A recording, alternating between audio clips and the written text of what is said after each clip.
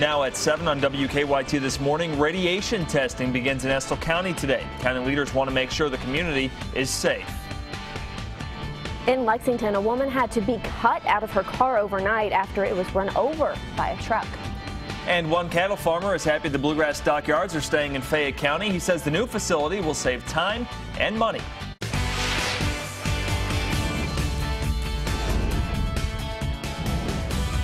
This is WKYT This Morning. Good morning. Thanks for joining us on this Sunday. I'm Sean Moody. And I'm Michelle Chamberlain, and I'm excited about this spring weather we're getting today. It's going to be a good day. It's supposed to be nice and warm, but maybe a little bit breezy. Let's check in with Mike Linden, standing by over in the First Alert Weather Center. How are things looking? Sean, things are looking great as we close out the final weekend of the month of February. Not too much going on Defender this morning. Really not going to find very many thick clouds out there as we head into our afternoon today.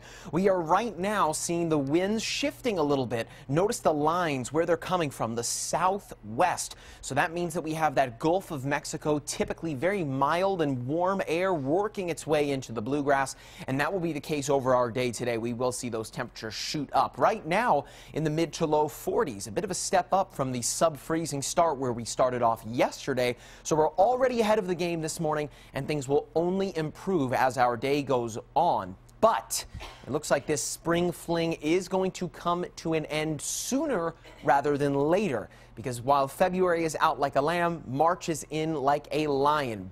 Active weather is on the way. I'll show you what the work week ahead of us has in store for you coming up. New this morning, 2 people are recovering after getting in a wreck in Lexington. It happened just after midnight last night on Harrodsburg Road and Palomar Center Drive. Police tell us a vehicle ran a red light and hit another vehicle. 2 people were taken to the hospital with minor injuries. Also new this morning, Lexington police tell us one woman had to be cut out of her car after a wreck. It happened just before 3 this morning on Winchester Road and Executive Drive. Police say a man driving a truck ran over her car. We were at the scene and did see the man get arrested. Police tell us they suspect he was driving under the influence, and that's still being investigated. The woman in the other car was taken to a hospital as a precaution. Cattle farmers are happy with Lexington Mayor Jim Gray's announcement that the bluegrass stockyards will stay here in Lexington. The new stockyards will rebuild on Ironworks Pike near Interstate 75 across from the Kentucky Horse Park. Since the business burned down last month, cattle farmers like Chuck Tackett say the biggest issue for them has been time, and of course you know what they say, time is money.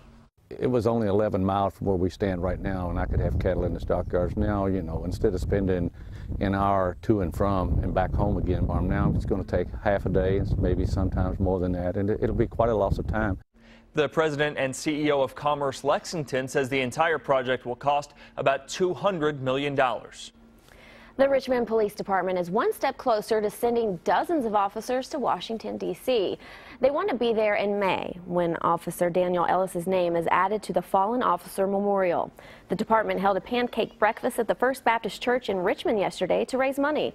The department's goal is to send 30 officers to D.C. and Officer Ellis's wife and his son. The trip will help the department honor their fallen brother during Police Week in May. I'd like to think that that's going to be hopefully closure for us, but to see it up there, to see he's going to be memorialized forever, it would mean the world to us. The department raised close to $4,500 at the breakfast yesterday. They are still accepting donations too. You can drop off checks at their headquarters or mail them to the department. Firefighters in Nicholasville are reaching out to a Lexington firefighter battling cancer. They announced they will be selling T-shirts to raise money for firefighter Matt Logsdon. The shirts will be $20 and all the money will go to the Logsdon family. You can contact the firefighters on Facebook or contact them personally. A Central Kentucky community is helping a little girl fighting cancer. Doctors diagnosed Bailey Ford with a rare form of cancer 5 years ago. Since then, Bailey's had many rounds of chemo, radiation, and blood transfusions. Her family worked with the Kentucky Blood Center to set up a blood drive in Versailles yesterday. The community showed up in support of Bailey's fight, and her mom says that helps keep her spirits up. It's priceless to me, knowing that we have that support. I can't imagine going through this without it. Bailey was out there at the drive too, passing out Team Bailey wristbands and thanking people for donating. She begins another round of stem cell treatment on Tuesday. Radiation testing begins today in Estill County after county leaders found out radioactive waste was illegally dumped in a landfill. Yeah, those county leaders say they're fighting, quote, tooth and toenail to ensure there's no public health risk. WKYT's Mike Byer joins us live from Estill County this morning. Good morning, Mike. I'm here at Blue Ridge Landfill in Estill County where radiation tests will start today. This after county leaders found last week that 1,600 to 1,800 tons of radioactive waste was illegally dumped. Now this is causing concern in the community. On this map you can see that the landfill isn't far away from Estill County Middle School and Estill County High School.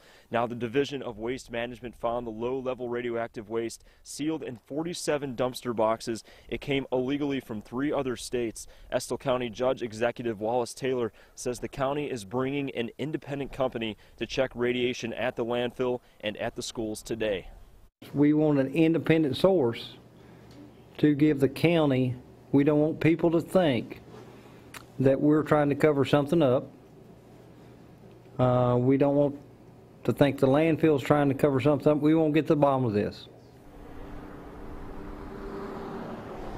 The testing will cost roughly $10,000, but Taylor says the landfill will reimburse the county. The judge executive also wants to better monitor what goes in the landfill. Now, Judge Executive Taylor says after all the testing is finished today, it will take 4 days for them to get the test results back. Live in Estill County, Mike Byer, WKYT. Thank you, Mike. Now moving on to sports. All of Kentucky's losses so far this season have been on the road, and it looks like the trend continued as the Cats played Vanderbilt yesterday in Nashville. Yeah, tough loss there. The Cats were leading at the half, but even Jamal Murray could not carry the team this time. Lee K. Howard has your Cats and Commodores highlights. Good morning, guys. Kentucky simply could not find enough offense on Saturday in Nashville. Despite 33 points from Jamal Murray, only 4 Wildcats made a bucket in the game. Tyler Eulis added 12 points, but Vandy used the second half surge and would pull away. Matthew Fisher Davis led the Commodores with a career high 20 points, and the Vanderbilt Commodores upset number 16 Kentucky 74-62. My whole thing is they had a bad game. These kids are not machines, they're not computers, and Vanderbilt played a great game and fought like heck to win. And when it got rough and they out-fought us, that's what this came down to. And it would have been nice for Tyler to make 2 or 3 shots. Maybe it would have been a different game. What chance does Derek Willis will play Tuesday? I have no idea. He'll probably take a picture of his ankle and send it to you guys. So. Of course, John Calipari talking about Derek Willis, who did not play on Saturday at Vanderbilt. His status is still unknown for Tuesday's game at Florida. Guys, back to you. Okay, thank you. A popular pizza chain is opening their first restaurant in Kentucky, and it's right here in Lexington. Uncle Mattio's Pizza opened Friday and broke the company's record for best opening. Their grand opening festivities continue today when children can eat free from 11 to 1. Uncle Mattio's is on Euclid Avenue, right next to Kroger. Sounds good. Well, I was going to say we have to go there and get my kids some pizza. Yeah, there you go. 7:08 on your Sunday morning, and WKYT This Morning is just getting started. Yep, Connecticut college students say they'll have to learn how to keep chickens if they want to be grade A. That story ahead on WKYT This Morning. And we're all eyeing Easter here. Are you and your kids dyeing eggs this big, though? We'll find out what's behind these eggs coming up after Mike's forecast. Get ready for a beautiful Sunday in the bluegrass before things turn a little bit more active into the start of March. Now, your hour-by-hour forecast with Mike Linden. It's Sunday, the final Sunday of the month of February. It seems like this month has just flown by. Of course, it's a leap year, so at least one more day of the month before we head into March. But look at our start so far. Hardly any cloud cover out there as we get our morning started. A great day on the horizon so far. We look at Defender, not really seeing very much cloud cover out there. We will start out mostly sunny through the bulk of the morning hours, but things will slowly change as we work our way through the day. We look to the northwest, and here is the next frontal system set to work its way into the bluegrass that will shake things up a little bit, bringing what looks to be some gusty winds as well as some rain, as you can see behind behind it there, working its way through the western portion of Minnesota. That will work its way into the bluegrass over the next several hours, but not yet. Here's what we'll find through the morning hours and into the afternoon. Nothing but sunshine and temperatures way warmer than normal in the mid to low 60s. In fact, we'll stay warmer than normal for a daytime high even into the evening hours tonight as we fall back into the lower 50s. That's because of the cloud cover working its way back into the region. As I touched on, when that front gets here,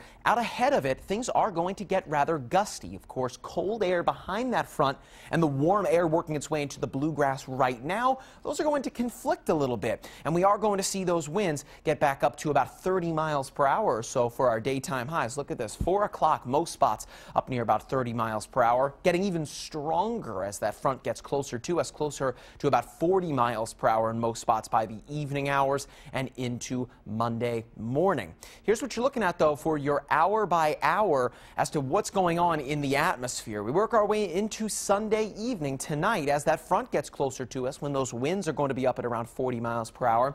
And that's when we'll see that front dive in from the northwest and bring us a round of rain showers to kick off Monday morning. But here's a look at the commuting hours, 7, 8 o'clock tomorrow morning. Most of that rain all but gone toward the southeastern mountains. We work our way into Tuesday. A warm front pushes those temperatures back up into the lower 60s yet again. But now, with another frontal system coming in from the west, that could trigger not only some thunderstorms, but behind this front, well, you know what that color is, right? That pinkish color and that white color, that's some winter weather. It looks like we could make a bit of a comeback to the winter by Wednesday. As far as how much rain we're going to see, it looks like the showers overnight tonight and into tomorrow really aren't going to be so bad. Really not much rain at all, close to a trace amount up to about 1/10 of an inch of rain. It'll be Tuesday into Wednesday, what we just looked at there, that will bring the heavier amounts, potentially up near an inch, inch and a half of wet weather, not to mention a chance for some wintry mix as we head into the middle of the work week. So for today, a beautiful day. Temperatures in the mid to low 60s, mostly sunny, a little windy as we get into the afternoon today, but a beautiful day, especially when you compare it to the last day of February tomorrow and the beginning of March. Not the prettiest start to the month, and with cold fronts swinging through almost every day for the upcoming work week, temperatures are going to fluctuate pretty wildly from the 60s to the 30s, back to the 40s, back to the 30s. So Kentucky can't seem to make up its mind as to what we want this time of year, but I think most people are going to get what they want out there today. You got something for everybody in there.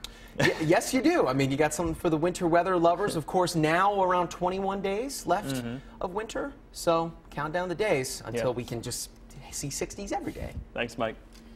You've probably seen the decorations everywhere. Yes, we're all talking about and gearing up for Easter. But have you ever seen an egg this big? Yeah, this is wild. This is in Croatia. It's tradition to see these giant Easter eggs around. Now, don't worry, they don't keep any giant chickens there in the region. These eggs are polyester and painted. It's a project called Easter Eggs from the Heart. And they don't keep all these eggs in one basket. They actually send them out to other countries. A lot of European cities like Munich, Amsterdam, Brussels, and Paris will all get these special eggs. Each one is painted especially for its intended city. Very cool. That's got to take a lot of time, too. We need a WKYT egg. Yeah, there we go. It's 7:15 on your Sunday morning. We've got a lot more coming your way. Yep, how to keep a coop. So that's what some Connecticut college students are learning. And that's ahead on WKYT this morning. Keep up with the latest news on WKYT.com. Join the conversation on Twitter and become a part of the WKYT Facebook family. Welcome back to WKYT this morning. It's 7:18 on your Sunday. Now, I don't think UK offered this class back when I was in school, and I don't know, maybe I would have signed up for it if they did. It's kind of odd, a class on how to raise chickens. Not sure how that would help us in news, but you never know. I think you would have signed up for it. Yeah. It would have been fun, right? So students in Manchester, Connecticut can learn how to keep a coop. Take a look. Hey, girls. Come here. Not only is Betty Lou Sandy a Manchester Community College instructor, but she also knows her way around a chicken coop. Good girl. Yes. Thank you. She has 3 hens who she treats as pets, and she knows a lot when it comes to raising them in your own backyard. When you first buy a baby chick, they're so cute, but they need special care, extra heat and special food and so forth and medication. And then they get a little older and they need a larger space and they need different food. And that's what her 2-day course at Manchester Community College will cover. Everything from purchasing hens, where to keep them, what food they eat, and how to get them to lay eggs. These 3 chickens lay between 2 to 3 eggs per day, and it's fresher than anything you'll get in a grocery store. Some brown eggs and some give blue eggs and some give white eggs. Most of the eggs that we get in the grocery stores are weeks old and sometimes months old. In Manchester, there's a new chicken law that allows the raising of backyard chickens. You'll have to check with your local zoning office to see what the law states. The fad is catching on as more and more people want to know where their food comes from. It's good for the health of the community because more people want to live a more sustainable life, and the more local their food is, the healthier they'll be. The course is still open and only costs $55. No, go in. Thank you very much. That would have been a fun class. Yeah, a lot of work to keep them all in line, but it'd be cool to have like the fresh eggs and that kind of thing too. It'd be good for you, I guess. Yep. 7:20 on your Sunday morning. There's still a whole lot more to come in your way. Sports is next. The Wildcats go down to Nashville and struggle to find some rhythm despite Jamal Murray's 33 points. Those highlights and post-game reaction is next in sports. It's the final Sunday of the month of February, and it looks like it should be a nice one. I'll show you where temperatures will end up this afternoon, coming up. Welcome back to WKYT this morning. The final Sunday of the month is here, and it will live up to the name. Not too much going on this morning on Defender. A beautiful start so far to this beautiful Sunday for us. Southwesterly winds now making their way back into the bluegrass. That's, of course, where the Gulf of Mexico is, and all of that warm air will work its way northward today and give us temperatures in the lower 60s. Right now, things are warmer than where we were at this time yesterday, with temperatures at this point yesterday morning at about 32 degrees. Now back into the mid to low 40s. A great start already ahead of the 8 ball this morning. Now watch what happens as we head into the afternoon as that southwesterly wind really cranks up. Temperatures getting back into the mid to low 60s for our daytime highs out there today. Now bear in mind it will be windy at this point, with wind gusts up near about 30 to even 40 miles per hour. But today certainly looks like the day to get outside and enjoy the weather before winter rears its ugly head by the middle of the work week again. Lee K. Howard is back in next with sports.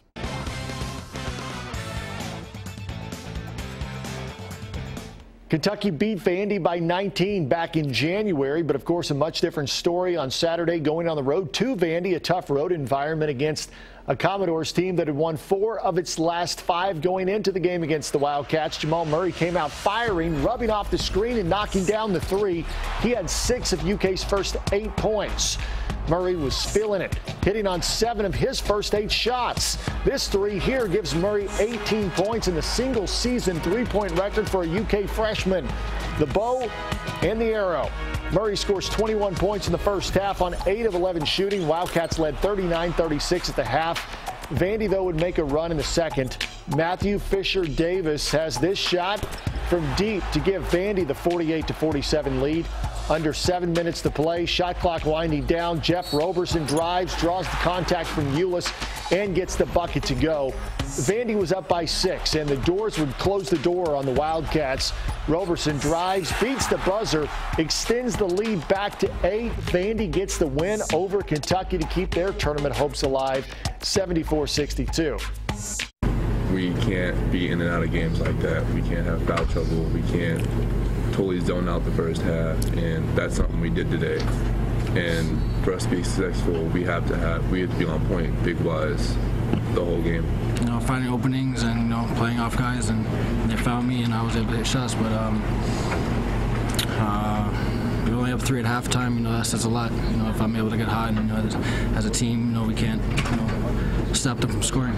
So Jamal Murray has 33 points, but only 4 Wildcats total score in the game at Vandy on Saturday. Tough loss for the Wildcats. They now have 2 games remaining in the regular season. It's on the road to Florida on Tuesday and then back home to Rupp Arena on Saturday for Senior Day. That's a look at your morning sports. Have a great day.